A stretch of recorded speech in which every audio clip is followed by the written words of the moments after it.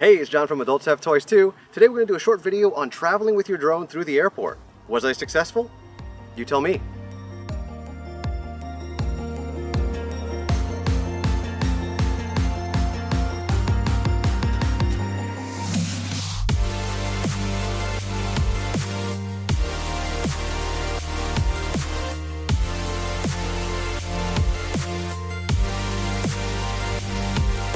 So as you can see with that short clip, I did successfully make it out to Salt Lake City with my drone. So I'm here in my hotel room and just want to go over a couple of things because I've seen a lot of questions that people have. They're thinking about buying a drone or they just bought one and they're wondering how they can travel with it. And really bringing a drone today, at least on an airline, is really not that big of an issue.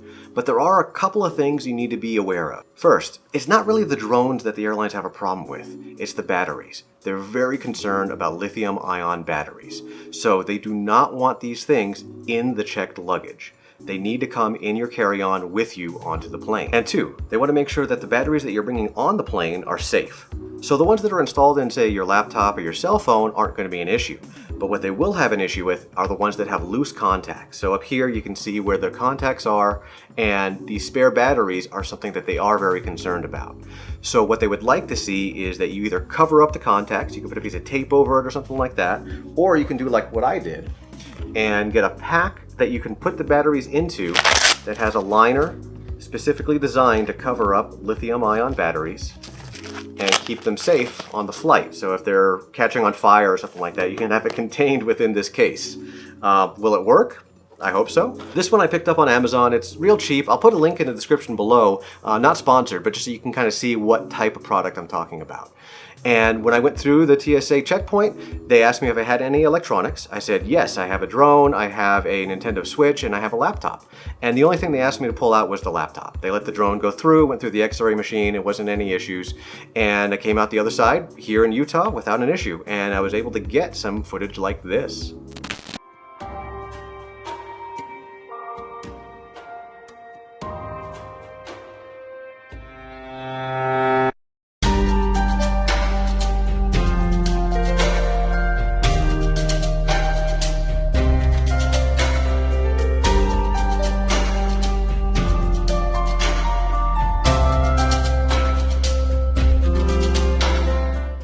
So what's interesting about that little segment there is that was using DJI's Mastershot. All I did was press one button, it did a pre-programmed flight pattern around me and my friends, and then I pressed another button and it chose an edit and a music and put it all together for me to share. Now for this video for traveling with the drone, my story within the story was going to be about the reason for the trip, which was to see the Kings in their preseason Frozen Fury game. Go Kings go, and if that's going to cause you to either subscribe or unsubscribe, so be it. But once I got out here, there was another more interesting story that presented itself. This is the Great Saltair. The Great Saltair 3 to be exact. It's a concert venue right outside of Salt Lake City. Originally built by Mormons to have fun in 1893, it was burnt down once, and then rebuilt, and then burnt down again. And then finally rebuilt again in the 1980s as a lakefront concert venue for people to gather and have fun by the water, even to the point of flooding. But it's proven to be a resilient venue that plays concerts too today. But if you come by today, you'll see that it's no longer a lakefront venue. Behind the Saltair is what looks like a desert, but is actually a dry lake bed. If you actually want to reach the water, there's a considerable trek across this dry, salty wasteland. Utah is experiencing a drought like they haven't seen in over half a century.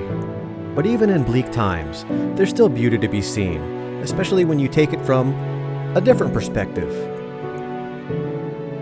The textures and patterns that are normally hidden by water on the bottom of the lake are now exposed for us to be able to see and experience.